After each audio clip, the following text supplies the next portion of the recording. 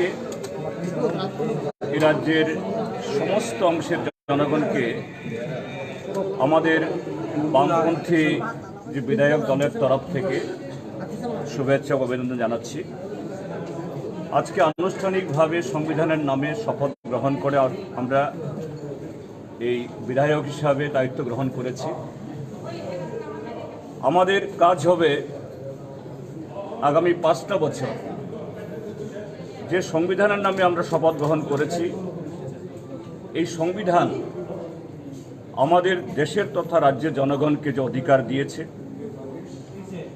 তার বাক স্বাধীনতা, প্রতিবাদ করার অধিকার, অন্যায়ের বিরুদ্ধে দাঁড়ানোর অধিকার, এবং সংবিধান আরও নানাভাবে প্রত্যেকটা নাগরিককে যে গ্যারান্টি দিয়েছে, যা আমাদের রাজ্যের মধ্যে আজকে এই সময়তে আমি এগুলি বলবো না, কিন্তু এগুলি এই রাজ্যের মানুষ সবটা ঠিক সমানভাবে ভোগ করতে পারছে না। এটা রক্ষার জন্য আমরা 11 জন সদস্য হলেও সিপিআইএম তথা বামফ্রন্টের এই রাজ্যের 40 লক্ষ মানুষের প্রতিনিধি হয়ে আমরা আমাদের দায়িত্ব আমরা পালন করব। সেখানে শাসক দল বা প্রশাসনের তাদের যে কোনো ভালো কাজের যেমন আমরা সহযোগিতা করব, এই রাজ্যের উন্নয়নে আমাদের বর্তমান যারা শাসক দল রাজনৈতিক দিক থেকে বিরোধী হলেও রাজ্যের স্বার্থে, দেশের স্বার্থে তাদের সমস্ত ভালো কাজে তার গঠনমূলকভাবে আমাদের সাধ্যের বাইরে দাঁড়িয়ে আমরা সহযোগিতা করব।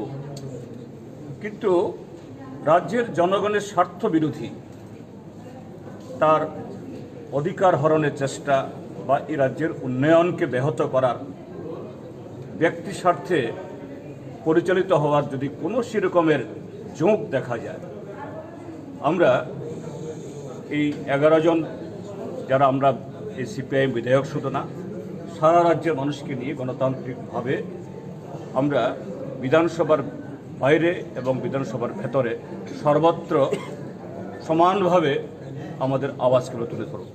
স্যার, কিছুদিনের মধ্যেই বাজেট সেশন শুরু হতে চলেছে। মূলত কি মনে হচ্ছে কোন বিষয়টা ইস্যু হলে ভালো এবং কোন বিষয়ে নজর দিলে ভালো? হ্যাঁ, আমরা তো চাইব যে প্রথমত হলো যে প্রত্যেকটা নির্বাচনেই যারা নির্বাচিত হয়ে আসেন বা যারা নির্বাচিত হন তারা জনগণের সামনে একটা প্রতিশ্রুতি রাখেন।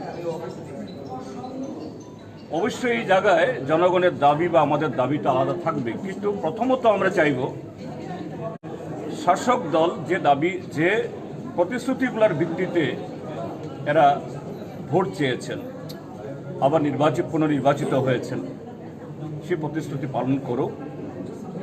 এই বাজেটে লিখিতভাবে তা উপস্থিত হোক এবং তা কার্যকরী করার জন্য সেরকমভাবে আন্তরিকতার সাথে তারা কিভাবে তাদের কর্মসূচি তার পরিণত করবে। দাদা, কংগ্রেস দলের 3 সদস্য আছে, বিধানসভায় যখন কথা বলবেন একসাথে সুর মিলিয়ে কথা বলবেন রাজ্যের উন্নয়নের জন্য।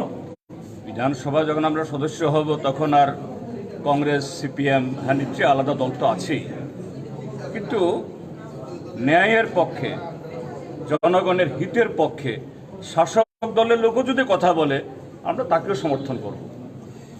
এটা কংগ্রেস বলে কথা নয়, এটা ত্রিপুরা মাথা বলে কথা নয়, এমনকি বিজেপির লোকরা যদি বলে যে না রাজ্যের হিতে এই কাজটা হওয়া চাই, কিন্তু এই প্রিজার্ভেন্স শাসক দল করছে না, আমরা তার সাথে আমরা সুর মেলাম।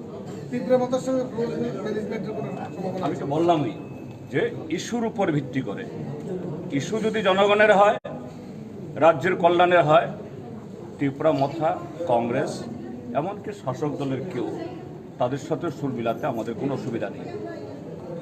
আপনারা আলাদাভাবে শপথ নিলেন কেন আজকে?